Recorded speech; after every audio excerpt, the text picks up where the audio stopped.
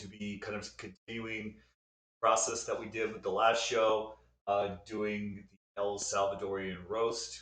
Um, Before I get too far into the roast, I want to give a couple of quick updates.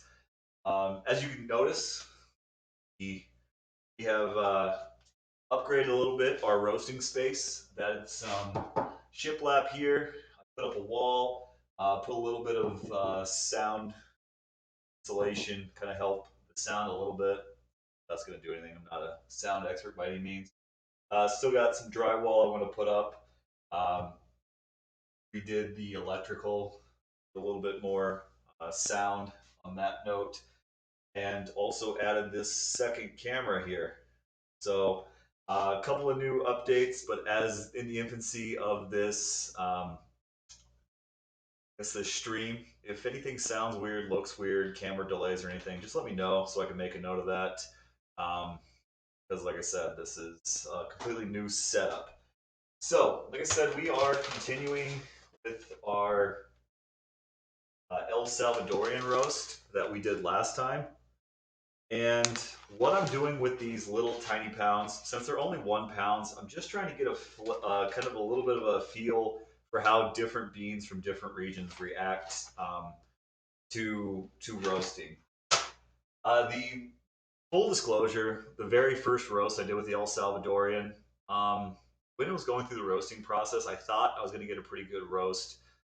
Got the roast out, started looking around. It was very splotchy. It looked very uneven, and to be honest with you, it looked like it was a little, wasn't completely roasted. Um, Kind of had the visual characteristics of not being all the way roasted. So I'm thinking that splotchiness was actually um, even could be defined as like being still green or not roasted. So I definitely want to keep note of that while I'm roasting. Maybe with these larger beans, I let it go a little bit longer. Really, maybe wait 10 or 15 seconds after I hear the last pop to drop it into the. That's one thing I'm going to do different. Again, I'm trying to match it up with this professional roast. So Messenger Coffee here, a little plug for them. They do an excellent job with specialty roasts. So I am trying to match up more so the roast type, not so much the roast flavors. Um, so we're going for this one. So we will get started again. Go ahead and just preheat our machine here. I do think preheating may be also an issue, especially with these big beans. I did notice that the time was lagging a little bit. Um, Maybe the beans aren't able to get enough charge when they started popping. That is one theory. So that is another thing. I might give this thing a little bit more of a preheat than I normally do, just because of the large size of these beans. I alluded to it last time, but the largeness of the beans, that is generally thought to make the beans more worthwhile. So when this was sold, probably on an auction block, they sold it as a triple A lot. Triple A is the largest size beans that you can have. These are massive beans compared to um, what you would normally see. So when I do, hopefully I'll get a good roast color, something I'm not ashamed to kind of put out into the interwebs. I was just looking at the roast, and that's the thing about being a new roaster. It's just sometimes you're going to make junk. Now I don't know. It could taste great, and if it tastes great, I'll come back and report. I'm going to do my full taste profiling starting tomorrow. If it tastes excellent, I'll give you a full rundown and kind of come back and apologize to myself. But it looks the eye. If the eye has any factor in taste, it doesn't look like it's going to taste very good. However, these large size, I will post it on Instagram. Just the sheer magnitude of this bean compared to this bean, so you can get a good look at that. If you're not doing so already, please follow me on Instagram. It's where I just put pictures of kind of the process, funny reels. I will also. I'm going to start putting an alert, maybe 2 or 3 hours before I roast on Instagram, just to hey, I'm going to be roasting tonight at such and such time, especially while I'm trying to figure out what the best time is, being that this is a little bit later. So follow me on Instagram. That is Fat Beans Coffee. lab, and it's pretty easy to find on Instagram. You can also find the link in my bio on Twitch. So let's take a look. Said I am going to let this preheat a little bit more. I'm also going to be kind of just playing around with this camera. Hopefully this will give you a good look inside the roaster when I get the drum in. So once I put the drum in, so a kind of a nice little addition to our show here.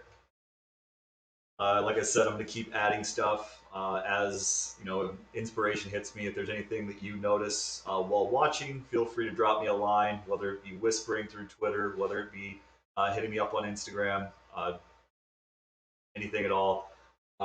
Also, if you just like, you're more mesmerized by the beans being roasted than by looking at my face, I can always switch the ratios where we have a bigger roaster, less face. So feel free to be as active as you want as far as, hey, I want to see this, or hey, I don't want to see that. Believe me, with my professional role, I'm not a professional roaster by any means. I get comments like that quite a bit. So feel free to hit me up if you want to notice any changes that you want to see. That's right, Jill. It is a new setup. So we're trying something fresh and new today. So you're on the maiden voyage. New planks, new camera, new setup. I am getting a tripod in tomorrow, so it'll change the visual one more time, but we're gonna try to get a little, then we'll try to go more stable from there. So, like I said earlier, I preheated the roast a little bit warmer this time because the roast that I did last show, I had some dysfunctions that I want to see if I can't tweak out. So I went ahead and preheated a little bit warmer than I normally do. And I'm also going to allow it to develop a little bit more. I have a Ethiopian that I bought a 5 pound bag of. I'll be doing that throughout the week. Um, so reminds me. So just kind of give you a little look here.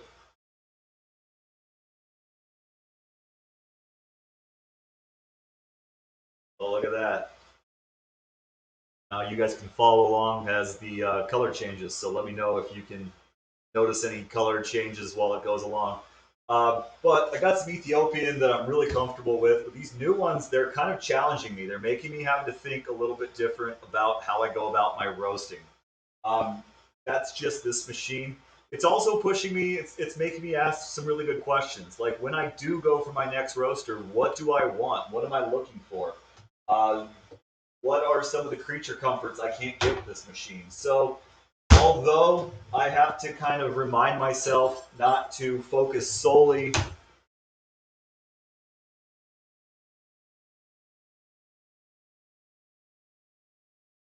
Sorry about that. I need to grab a pen. This is live after all, so bear with me.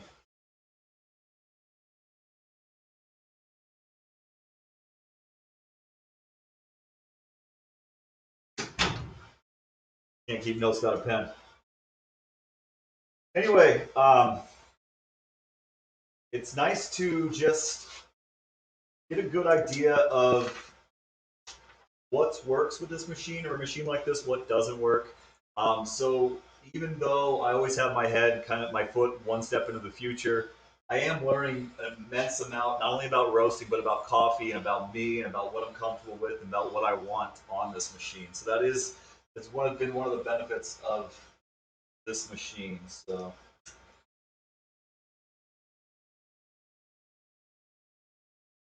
go ahead and set up my roast notes real quick so I can kind of track.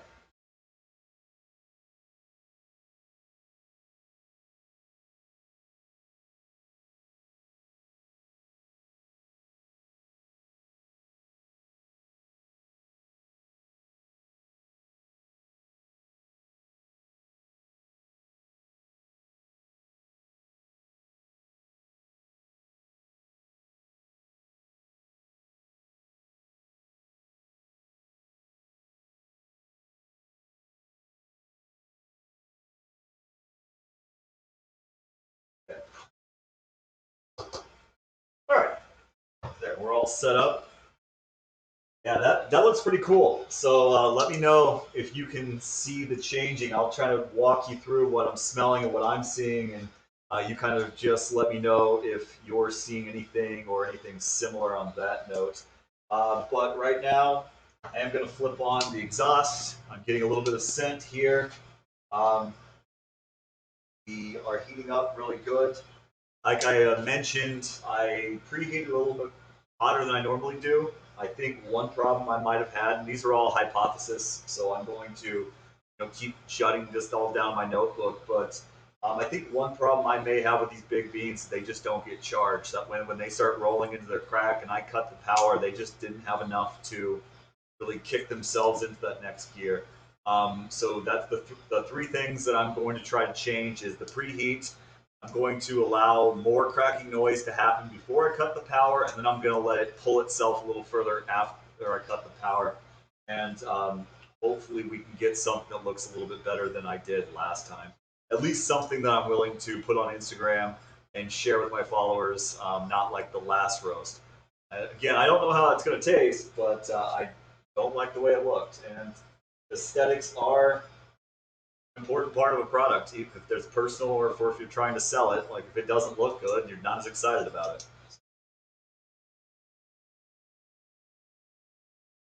So, looking at our little camera here, you can still see the beans are pretty pea green. Um, I'm getting some different, some notes coming different in my nose that are telling me that we might be yellowing pretty soon. We'll be looking for that. Our temperature is really good. Um, it's a lot further than it was the first time I roasted this. This is a good sign. This means that maybe the beans are going to be able to soak up a lot more energy, and hopefully solve some of the problems that we ran into.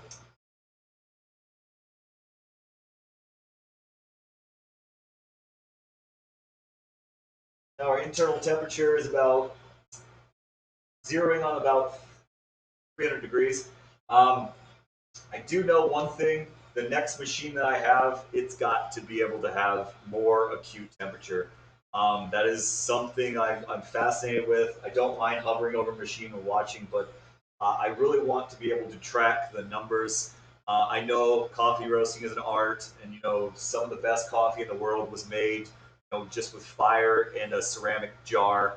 But just me personally, the way I like to kind of tweak things and the way I think about things, and I kind of just get lost in my own mind.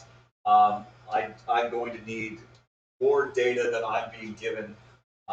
So that is one thing when I'm making notes that I'm definitely jotting down that I'm going to look for something that gives me real time data that allows me to really kind of, I don't want to say nerd out because I'm not, I don't want to call myself like a math teacher or anything, but I, uh, I do like a little bit of the data that is provided. So I do like that camera though. That's pretty cool. I think that adds a pretty unique element to this that I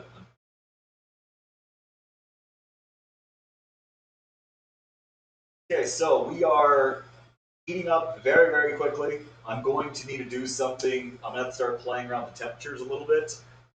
It's going to max out the machine. So if you see me just pushing a lot of different buttons, it's that I'm afraid that the machine is going to get too hot too quick. So although I preheated it, it's now going to cause, because of the safeties that are on this machine, it's going to cause I'm going to have to fiddle around with it a little bit in an effort to make sure it doesn't get too hot. So if you look at this, these are the temperatures. I don't want to do anything past 320. So I'm messing around with the inputs to make sure that this number doesn't go over 320. But I also don't want it to drop much lower than this 314. I don't want it to go any lower than that. So just a little bit of inside roasting for you. So let's get you back to the beans. Now you can probably see from that camera that we're into light brown, so we're right where we want to be, and just by looking at it, they look pretty even. So hopefully, some of these adjustments are going to pay dividends. Messing with the gauges did knock my temperature down a little bit further than I like. That is one of the problems with kind of fiddling around with the power source. Is now it kicked me down a little bit lower than I want to be. Not a big deal, but it is one problem when you heat the machine up really fast and it gets fast hotter than the machine wants to be. You do kind of take some of the integrity away from it. But everything looks to be progressing relatively normal, so I'm not too worried about that.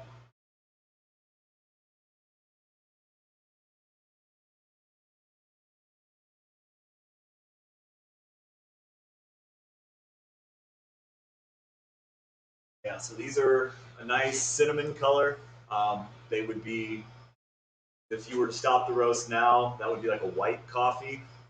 He really does it. It'd be super acidy. It would be pre-cracked coffee. There's someone's gonna always drink.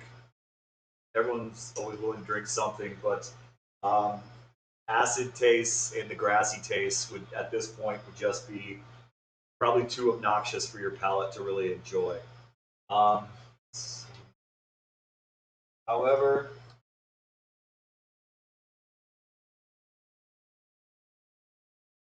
we're moving into the darker brown phase, and I think we should be entering into our first crack range anytime now. So be listening for that. Also be watching. You'll start to see chaff start to blow up quite a bit more.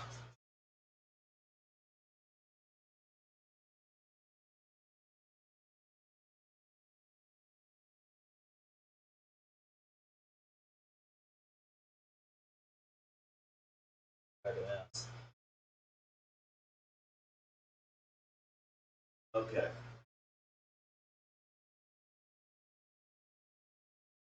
So it is dragging along a little slower than I like. Again, that's probably just the larger beans. Normally, by this deep into a roast, I'd like the first crack to happen. I am starting to see and hear some things, so I'll quiet down and let you listen to the crack.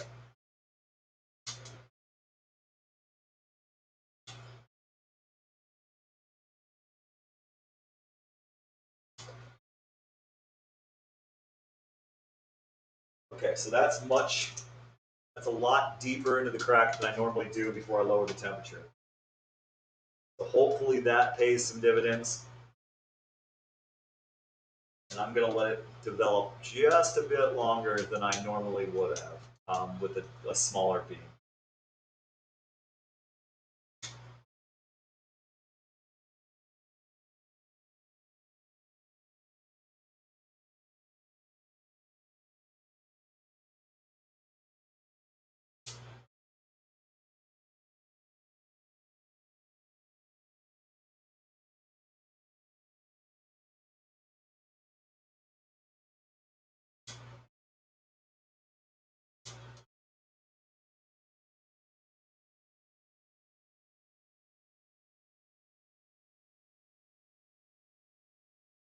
Okay. So, I think some of my modifications may have been good.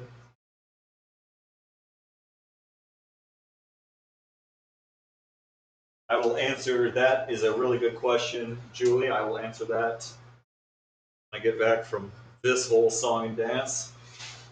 That's a good question.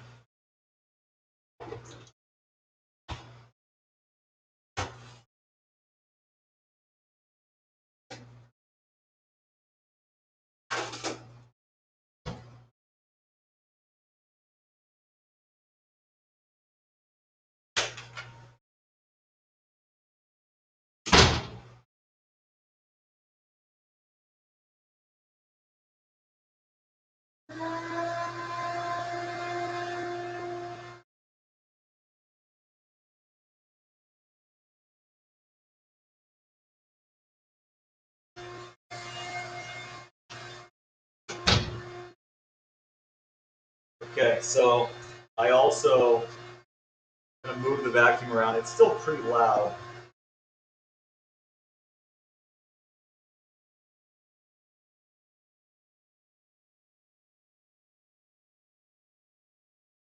So Julie asked a good question about the temperature. Does it matter if it roasts slower but longer as long as the temperature and color is what you want? Well, no. As long as the temperature, as long as you get to the color you want or the roast you want, it doesn't necessarily matter. But the 8 or 9 minutes is what we call like the max time. Because what begins to happen is it begins to bake. You are getting some flavors by a lot of different chemistry going on. So a lot of the flavors that you're trying to get, it does take.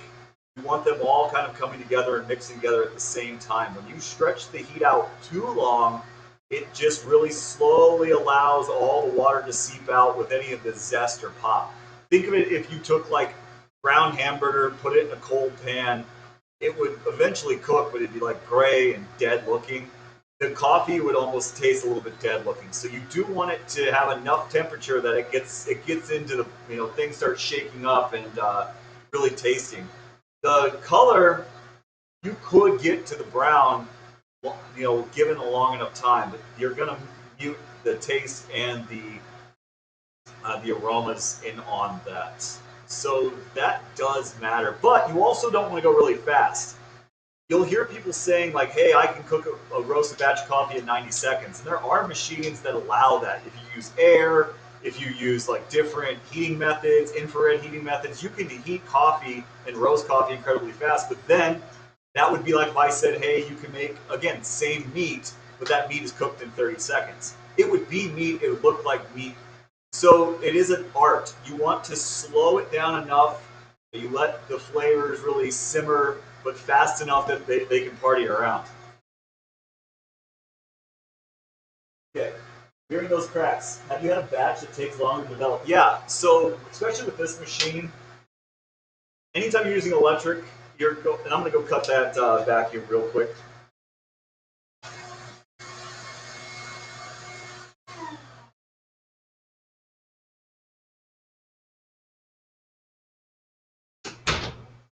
So here it is in all of its chaffy glory. And I'm going to tell you, it looks so much better. Like just a couple of tweaks. And I mean, I only thought and looked at it for. I mean, I won't lie. Failure is a good teacher. Not because I like to fail. I mean, I have hubris, and I've never been overly accused of being humble. So when something doesn't come out the way I want it, like I'll admit, I sat there an hour after the roast and just stayed up, just stewing over it. But a little bit of those tweaks, just saying, hey, I'm going to do this, hey, I'm going to do that, hey, I'm going to do that, at least it's a lot more visually appealing. Like I'm actually very, very pleased with how this looks now. I think this is something that's going to, if the taste match the look, I'm going to be very pleased with what I got here. Um, so let's shake it out.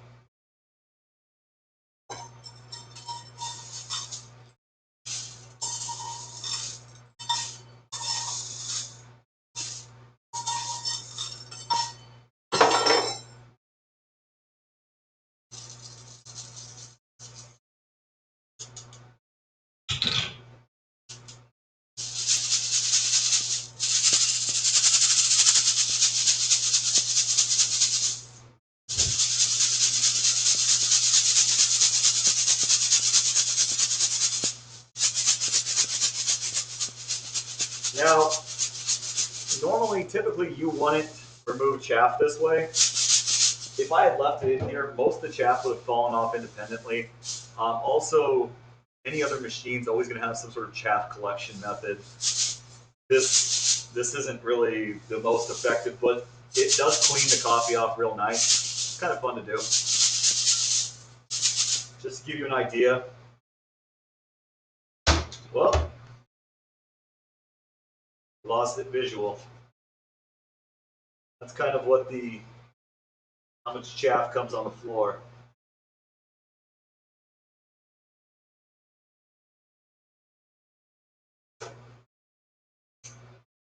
Gotta get used to this new camera a little bit.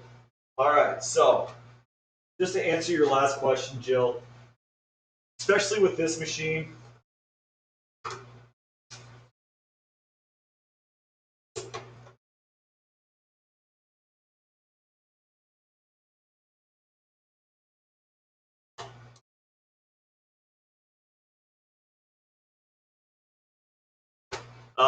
especially with this machine, a lot of things will make it stretch the crack out longer.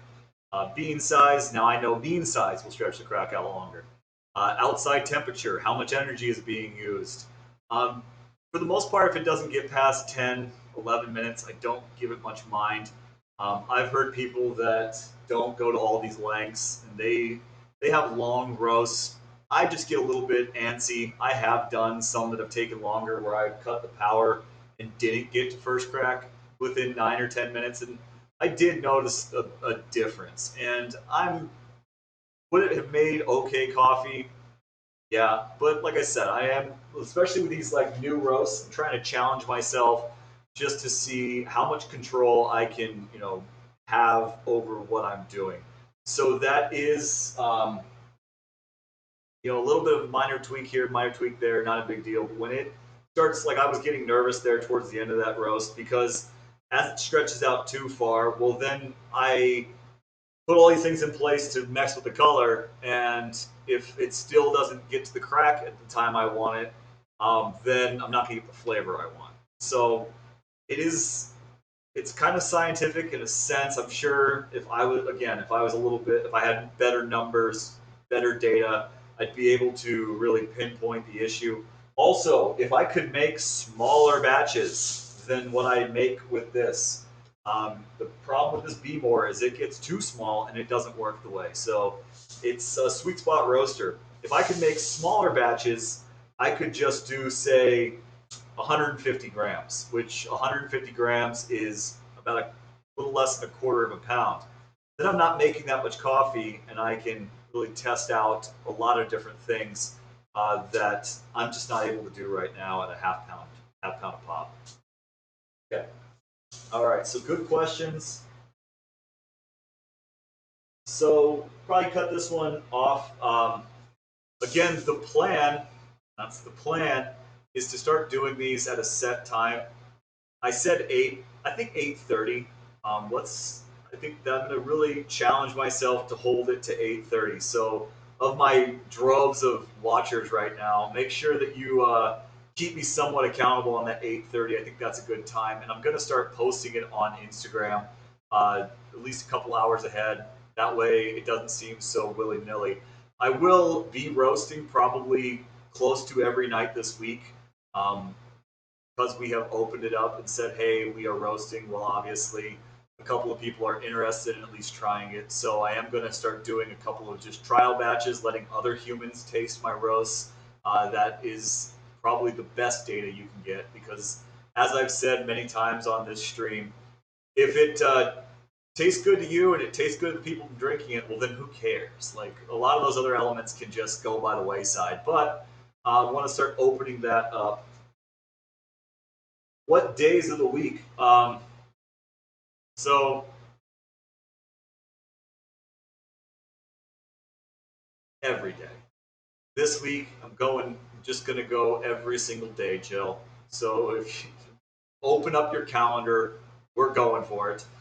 Because that's the plan. I think once this thing starts getting established and it gets to where I think I want it to be or should be, hopefully I'll be doing an hour a night every night or 5 nights a week, and that's going to be producing enough for me and enough for all the people who want to enjoy it at this level. So I'm going to try to hold myself to a little bit higher standard and say I'm going to roast every night. Now, I'm really going to be counting on you, the viewer, to hit me with questions, keep it fresh. It does help kind of keep the roast moving along, and it also stops me from going, well, I hope that's actually true. It does help me practice the communication.